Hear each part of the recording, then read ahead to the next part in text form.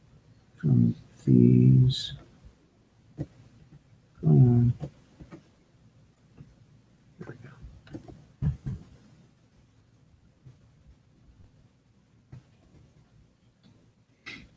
Okay. So now we just need to define.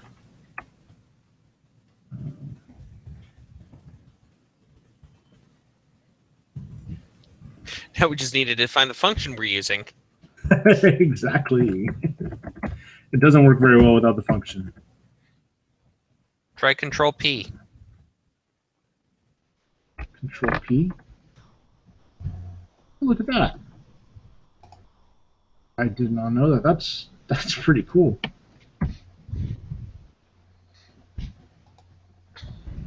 So it just looks for something you've typed similarly before, puts it in there.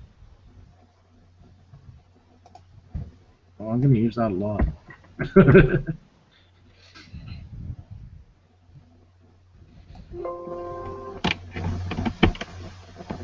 We'll just put a big value in there.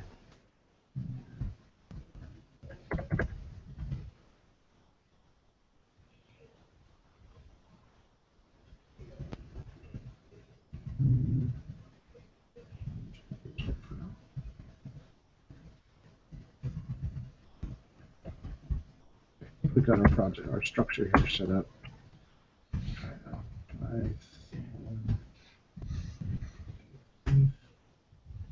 Okay. And what we want to come up with is, I believe, it says 555. Oh, hey, Dylan. Welcome. I did not see that you joined. Hey, Jamal. How's it going? Pretty good. Pretty good. As this is my first Iron Coder thing that I've attended, I'm a little lost. Are you guys working through like a Project Euler challenge or something? It is similar to a Project Euler challenge. It is this interview cake website, and they have a couple of samples of the questions that they have. They're either centered around or actually from different job interviews. Mm-hmm. Cool. And is having to do with maximizing the amount of profit you would get if you're stealing cakes. And there are different types of cakes worth different values represented by a tuple or list of tuples for the different types of cakes and the associated values. And your bag can only hold a certain weight. So that's this first value in the tuple. So you can get up to 20, I guess, kilograms they're saying in this, and you want to maximize your profit by fitting as much weight into your bag as possible. Uh-huh. If that makes sense. Yeah. Oh, yeah. I think that is interesting. Sounds almost similar to the like coin changer kata, although I've never done that one either. Just heard about it. Oh, what's that one? I think it's you're supposed to return the smallest amount of change from a given value. So okay, so like 75 cents. Say like U.S. coinage. Okay. Although you could do it with any coinage. But yeah. So what do you think the kind of the flow is? Do we have kind of like is it like pairing or group not pairing? Because like someone is leading and we kind of like talk through trying to figure out a solution together. Is that kind of the idea? That sounds good. I'm willing to do the typing if you guys want to start coming up with doing the thinking. Yeah.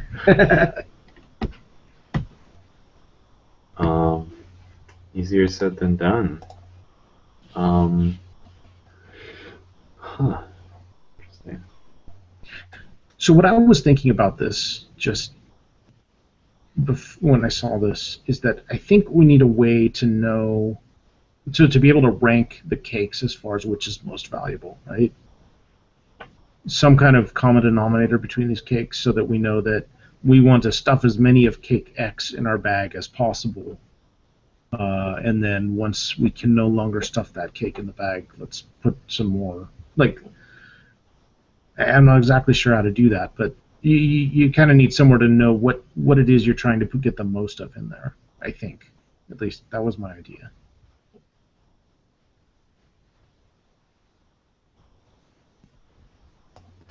I mean, I suppose you could weigh different outcomes. You Like, could do that too. You could go add up through different combinations, and then set up some logic around, well, if it's over, capacity, then, ignore. But, like,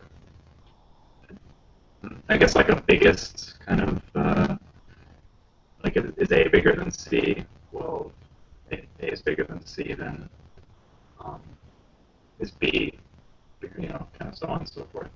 Kind of weighing all of the possibilities and coming up with the one that is the best solution. Computers are good at that sort of thing, so yeah, that makes sense. Highest value, yeah.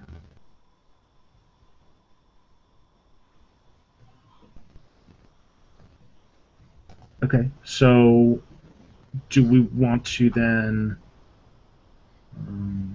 kind of step through the various permutations that we could come up with? So maybe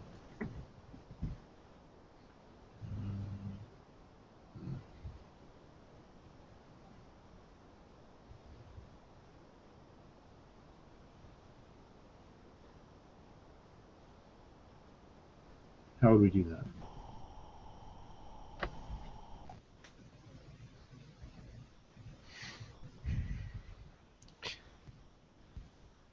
Maybe iterate over the cake tuples? So for cake in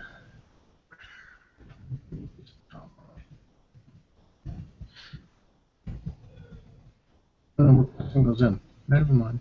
For cake in tuples.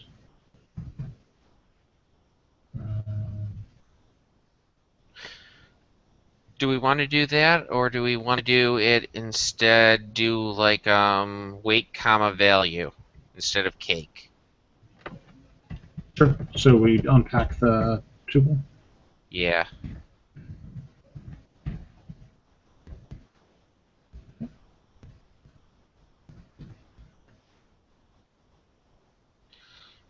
So we got our weight and we got our value for each of these cakes, and what do we want to discuss? Or what do we want to do with that?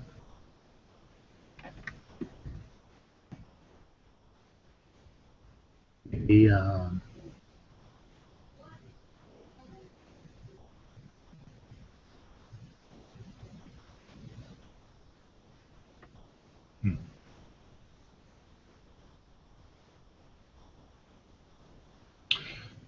so maybe here we have a counter for our current weight, so we know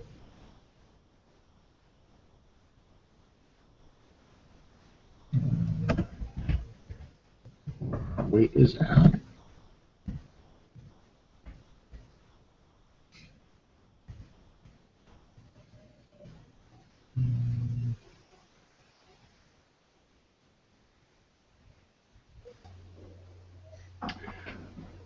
So one thing that kind of comes to mind is that each of these cakes has a relative value per pound.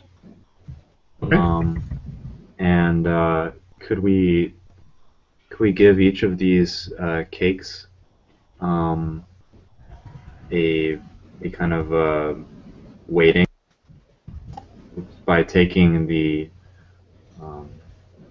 the poundage divided by the value, which that'll give us our kind of Yeah, that sounds good. Let's try that.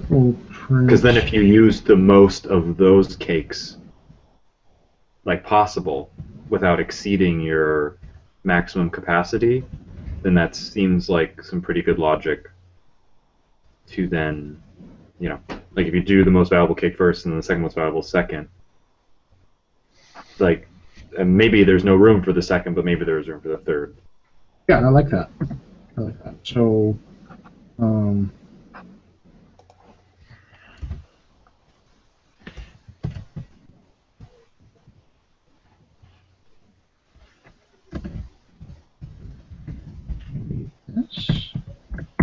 That'll work.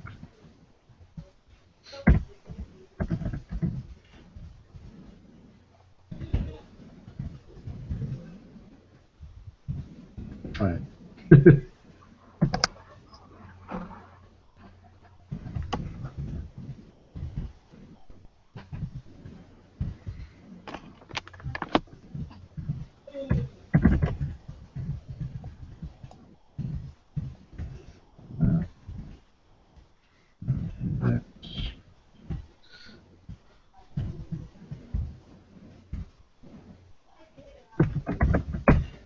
Also, if it's not too much trouble, feel free to narrate what the syntax you're using, definitely. and because I've used enumerate before, but only for like a very specific reason. Yeah, no, that's a good idea. I was like it. I was stuck Maybe in my lots- head. Yeah. I'm not sure if enumerate will work here, but basically the idea is that should give us an extra value here. That's basically the first time it's going to be 1, the second time it's going to be 2, third time it's going to be 3. So it'll count the cakes and tell us which one we're at. So Okay. the cake, what I'm hopefully going to see is we'll see cake 1 value per kilogram is whatever that is. Cake 2 value per kilogram is whatever that is. Cake 3. And doing those kind of squiggly, I don't really know what the brackets you use to make dictionaries thing with a 0 after cake will do that. That's interesting. So this is Python 3. I'm not sure if this is in Python 2 or not, but basically with the format function, they're numbered substitution. So it's going to take 0. The little squiggly brackets says insert value here, and 0 is going to be the first index essentially to insert, and in this case it's the first value that you pass to format, and then the second one here is going to be the second value you pass to format. So it's kind of like lining them up, and then it'll insert into the string. That makes sense. Interesting. Yeah, the first time I got exposed to Python, I had to work with a developer who was heartily against Python 3. So, yeah, my true colors emerge, I guess, in the Python Thursday group. I'm the silent 2 holdout. Although Django's making me reconsider because all their documentation is, any documentation for like a Django tutorials in 3. So. Yeah, I have. We'll see what happens. I have the pleasant. I found myself in the pleasant situation of not having learned Python 2 first, and so I think that if I had and I was used to it, and the stuff I was used to was in Python 2, then I would probably be a lot more tied to Python 2. But coming in later in the game allows me to kind of embrace Python 3 without having that understandable tie back to 2. Totally. Yeah. All right, so let's give this a shot. I'm not sure if enumerate's going to work here, but we'll see. Need more than 2 values to unpack. Okay, so it didn't like that because it's doing 2 things there. Let's get rid of the enumerate. I was being clever, but I was just being wrong. I really wanted that to work. I think it would have worked if we just had a tuple, but then it wasn't an unpacked tuple, and then we would have had to take the step to unpack it. Because I still have that index in there. Okay, so I need to get rid of index. So I got rid of it in the loop. I need to get rid of it here too. So we're just going to switch this out. No longer have a number there, and this is now our 0th element. So I need to switch that to 0.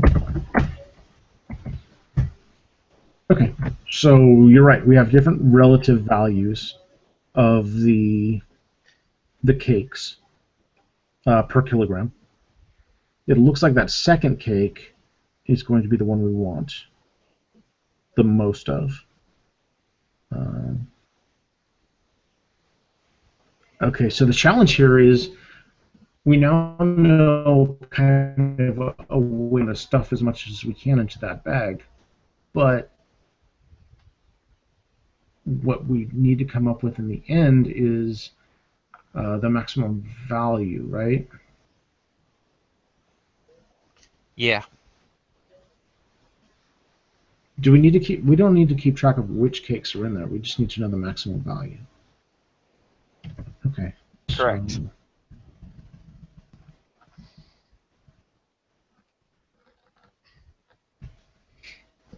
So we know our relative values. We want to stuff. How can we generically get the most of that one cake in there?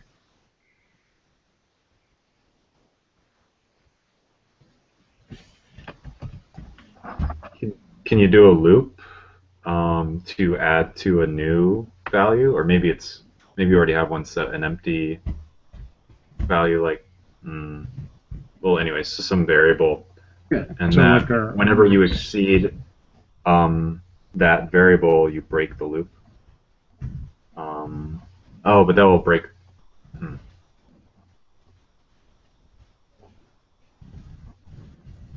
Because then you need to go into trying the next cake as many times.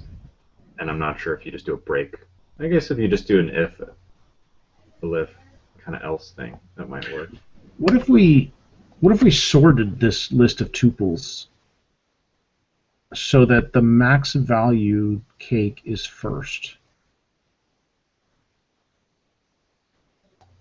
Yeah, I thought of that. If you just sort the list and go through the list sequentially, it'll like based on value per pound, then you'll be going through it in the right order.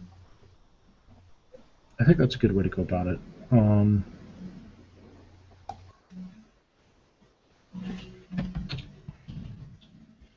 So let's say cake list equals sort cakes.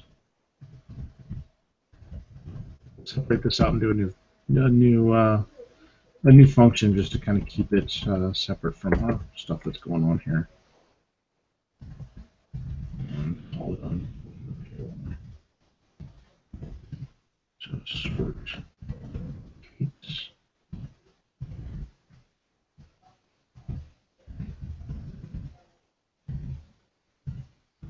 Okay. Okay.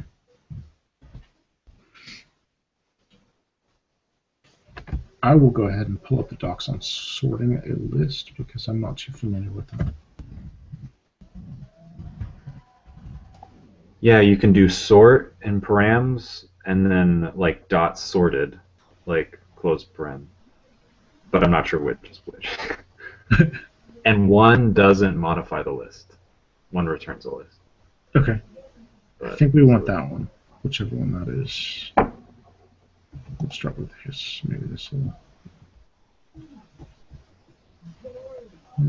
Okay, so sorted. This sorted looks like it's the one that returns the value rather than sorting in place. Yeah. Well, I'm not sure exactly what it means by in place. Rather than returning a separate list, a new list, it's sorting the existing list. No. Well, what I just did was made a list and then did sorted on it and then reprinted that list and it reprinted the unsorted version. So You were brilliant. All right, so Python. So start equals 1, 2, 5, 4, 2, 2, 4.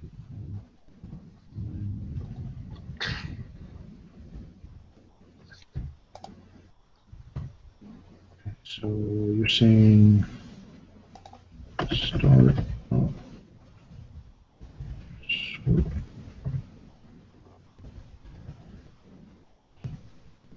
Okay, so that sorts the list in place. And if instead we say sorted Sort. Not sorted. Okay, but start is still unsorted. Oh, that's awesome. Good work. Okay, and we want to sort by the value. So it's sorted.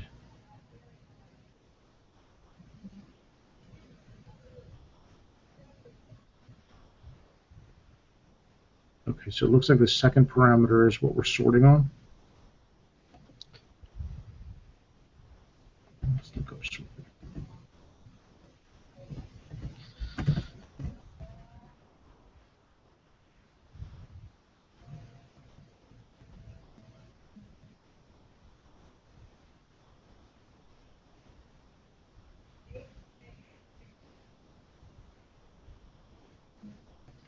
Yes, this is what we're sorting on.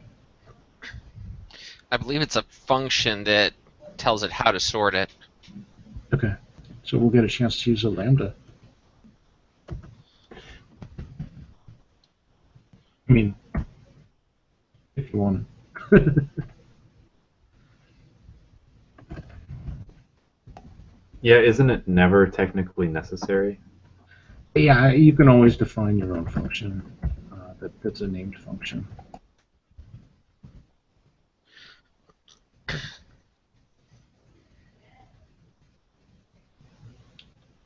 So,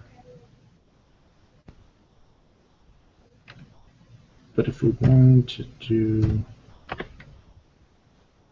you want to do a named function or do you want to do lambda? Which do you prefer?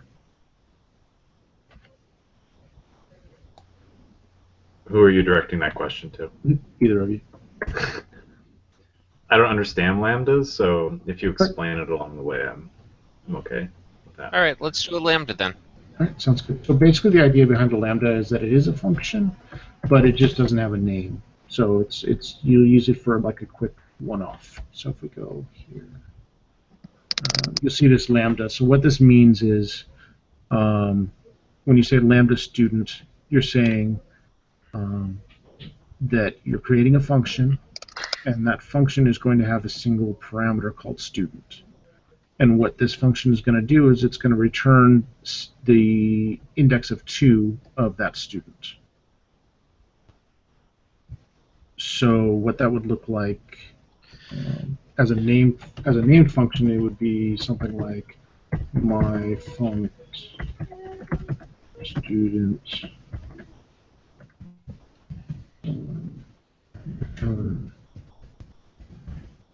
So it's kind of shorthand for this right there. Let's see, that's all I'm looking for. Cool. Does that make sense? Yeah, so basically in the docs example, it's just pulling, we'll say, is there, there's a list of tuples, and it's pulling the second tuple of that list. Exactly. That's all that. Or well, no, it's being passed. The lambda is being passed each one of these tuples, and it is returning the second index, which is the third element here. So the lambda will be called in this case on each one of these tuples, and then it'll return index 2, which is going to be should be 15, 12, 10. How did it know it was the second or the index 1 tuple to pull the index 2 element? Well, the lambda will be called. So this is a function, and the way sorted is going to work is it's going to pass each element. Sorted expects a list, and it's going to use this function to determine the value it sorts on. So it's kind of yeah. We can do it both ways. I think that might make it a little easier to understand. Let's do the named function. What's going on here? Named function way first. Why does it keep disappearing? There we go. Right, so do a named function and then we'll do it lambda. So we'll call this sort method.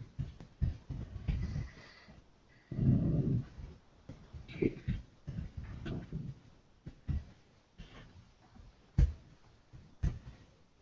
And I believe we're going to get a cake tuple that's going to have a value and weight.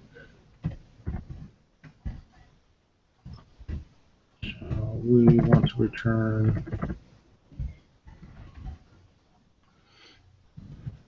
that, right? Because that is value divided by weight. Isn't it the other way around? Is it the other way around? Do I have it backwards? I don't know. I'm not 100% sure. I think you're right. We'll try the other way around, and we'll print. Oh, yeah. Your for loop down below, weight comes first. Oh, but that might be a problem, because 160 divided by 7 is 22-ish. So that'd be value over weight. Yeah, I think. Well, let's see what we get. I think that's. Because 7/160ths would not be 22.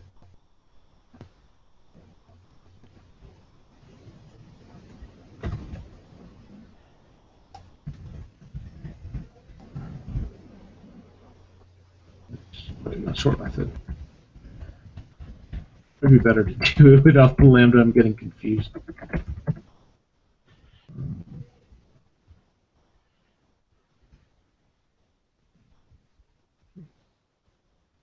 I believe you just want to pass it by name. Yeah, I think you're right.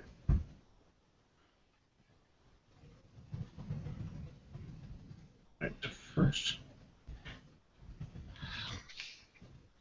Go ahead and comment.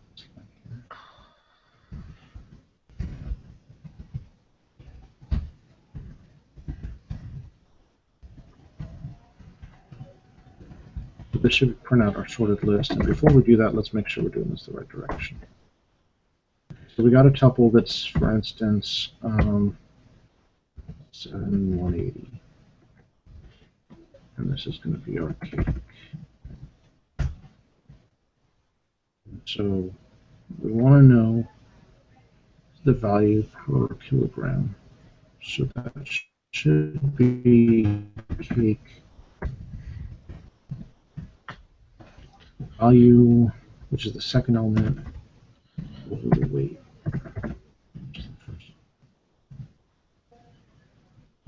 25.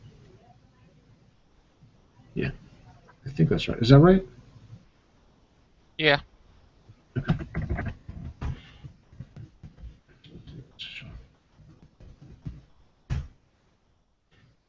And I did a Python 2 style.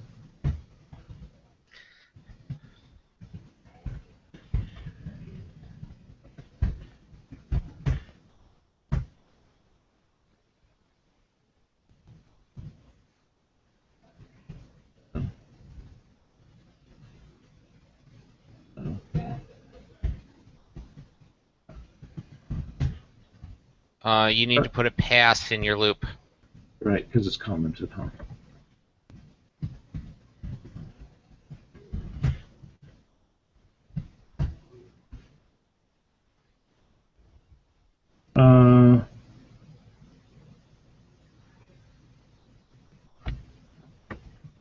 So it did the 2, the 7, and the 3. Back to our original order. Let's see. Started out as. So when you call the sort function, I think you need to add a reverse equals true, because it does it in ascending, not descending order by default. Okay. That was what would have thrown. Or that could be right Python off. 2 talking, I don't know. No, that makes sense. That makes sense because I think we didn't get it back in the right order. Reverse equals true. There it is. Okay. So it's a named.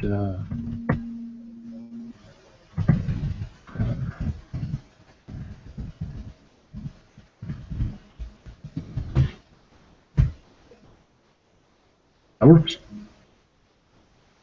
So now it's 372.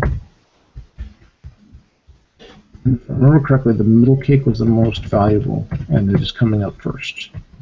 which is exactly what we want.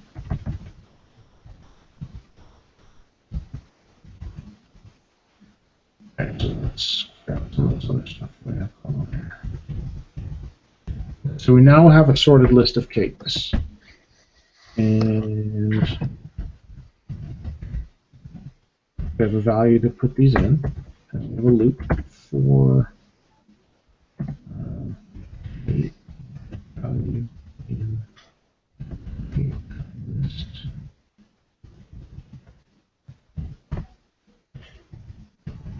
Return here is on that value, right?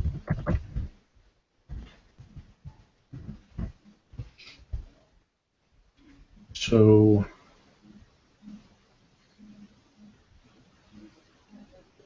we need to track, well, we need to track not only our value, but our weight, right? Yeah.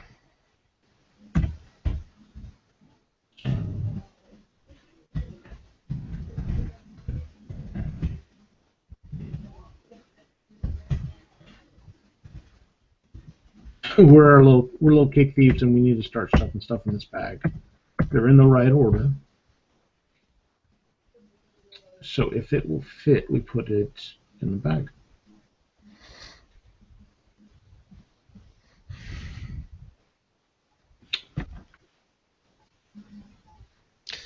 Do we want a while loop in there? I was just thinking a while loop might be good, but I'm not exactly sure how to do it. While current weight plus weight is less than capacity.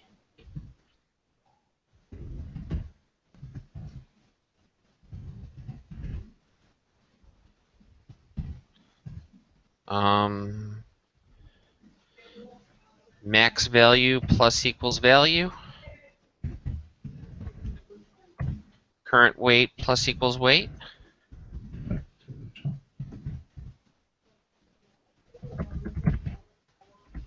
Okay, so that's going to keep adding that current one until it can no longer fit it, and then it'll go to the next one. Add that in until it can no longer fit it. Yeah, let's give this a shot. I think this is it. 540. Yeah, do we know the answer? We do know the answer. According to the site,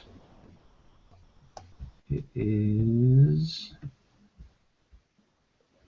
555. Yeah, it's not bad. Pretty close.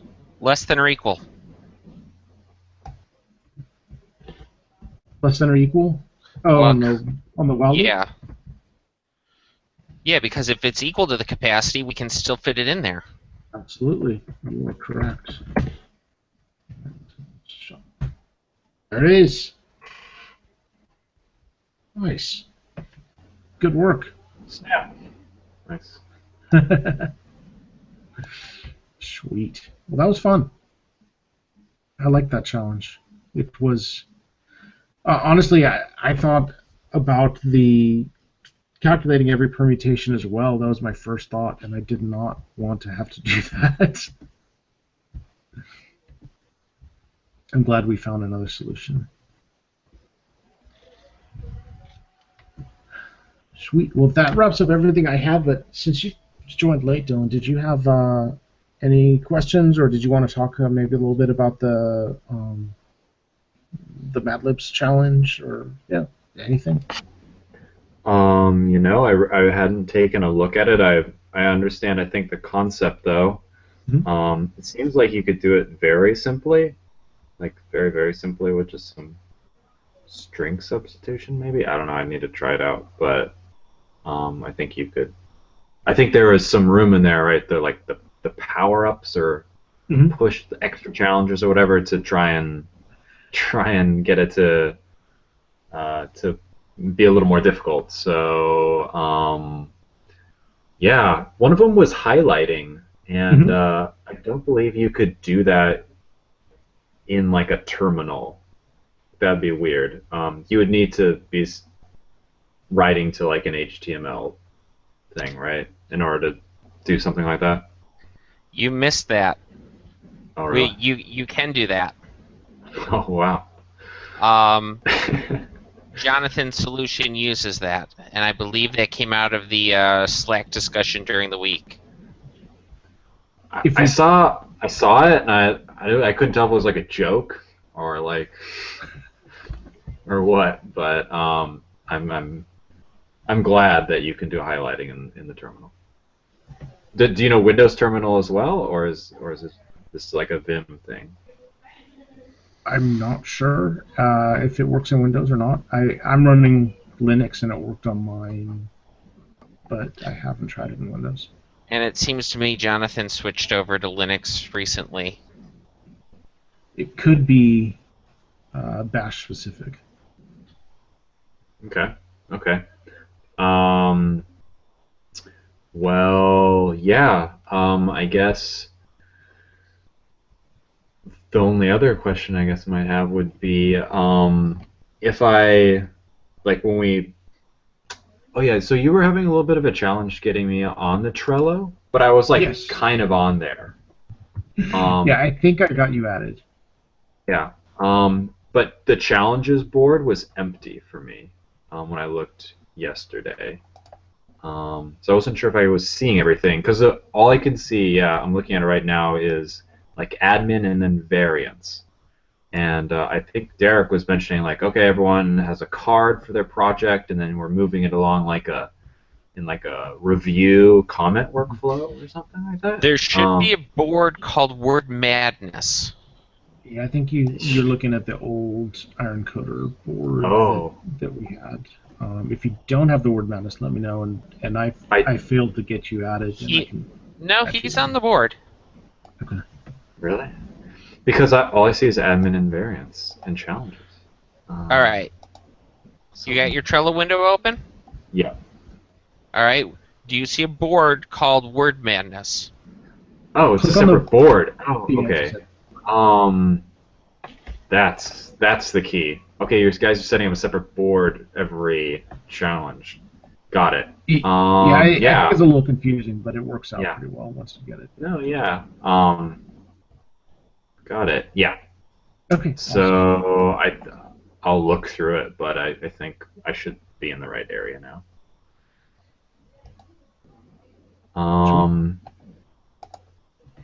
What's the policy for like old projects? Like, could someone just like 2 weeks later throw in like a FizzBuzz thing, or are we just kind of like charging forward? Or would someone maybe look over it, or I don't know. It's up to you. I'd be happy to look back on past challenges if people have additional stuff they wanted to do. Okay. Like, looking back to the previous challenge. Yeah, I just had a FizzBuzz, and I don't know. I could throw it up there, or I could not. So just one. Yeah, go ahead and throw it up. I'd be happy to look at it. Cool. And then everyone's kind of like making a new GitHub repo for their challenge, or are we all trying to fork or no contribute to a central one, or we're not trying to do the central one. If you want to, it's really how you want to do it. Utilize like the Python Thursday group or some of the other groups are having group projects. You make your repo on your own personal Git, and then you'll in this Trello you can attach that to your project's card so we know where it is. If you want to just make a single repo, and then if you do multiple projects, put them all in that one repo, if that works for you, go ahead and do it that way. If you want to make separate repos for each project, it's totally up to you. Oh, that's cool. Yeah, I was thinking it'd get a little messy, but just putting them all in one repository and just like pushing every time you have a challenge to enter, that seems manageable. Yeah. Okay. Yeah. There's also the GitHub, what is it called, like gists or something like that, where you can just post snippets. I don't know if anyone's tried to use that with Trello. But, there is gists, and I honestly haven't used them very much. Yeah. But okay. Yeah, I mean, if that works for you, go for it. We can give it a shot. I'm not too strict on the rules or anything. I just want to see see what you did. All right. Sounds good. In answer to your earlier question, Dylan, yeah. Those colorings do not work in Windows. Thank you. For the command prompt or PowerShell as well. PowerShell is a lot colorful. PowerShell was where it just didn't work for me. Give me just a second.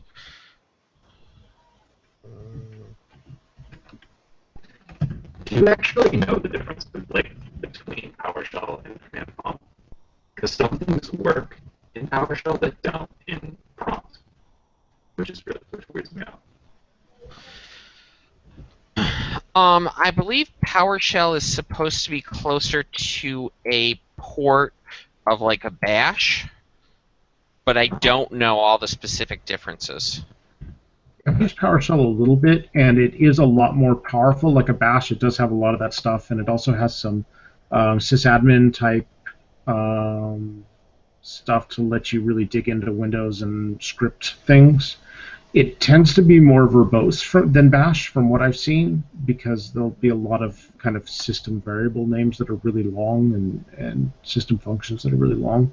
But it's a lot more powerful than Windows command prompt. Doesn't work. The coloring doesn't work in command prompt either. I'm sure there's something similar that would work, but I don't know what it is. Yeah. Got it. Let's leave that one for another day then, I guess. Well, great. That was all my kind of workflow questions, I suppose. So, yeah. Okay. Well, if you have any questions during the week, we still got another week before we wrap this one up. But if you do, feel free to post them in the Slack channel or whatever. For sure. I guess I have one small, but it's not really that encoder. Okay. That's okay. Yeah.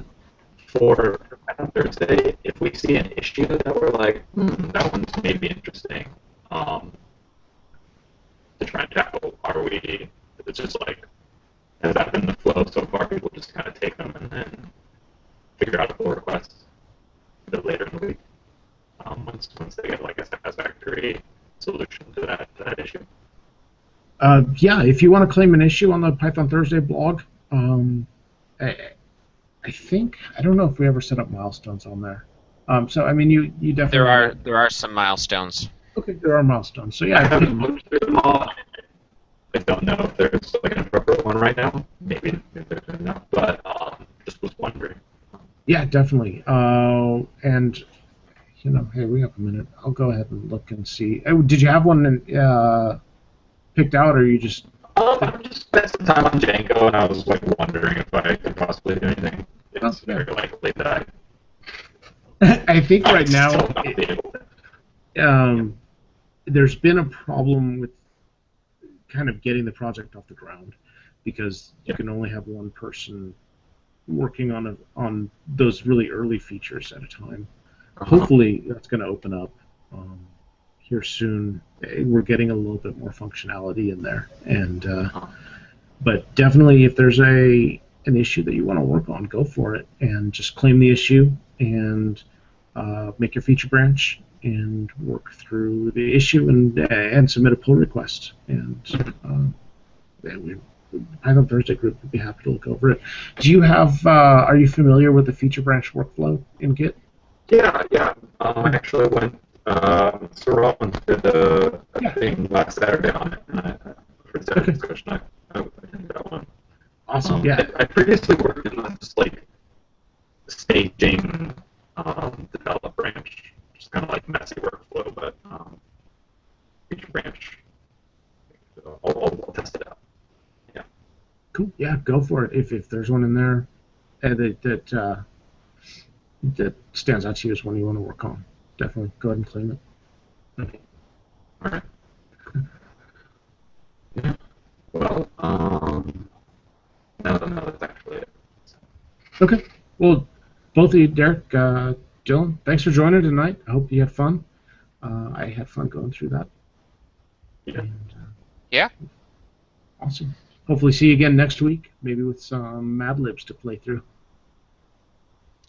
Sounds like a plan. Awesome. Have a good evening and a good weekend. Yeah, you too. Yeah.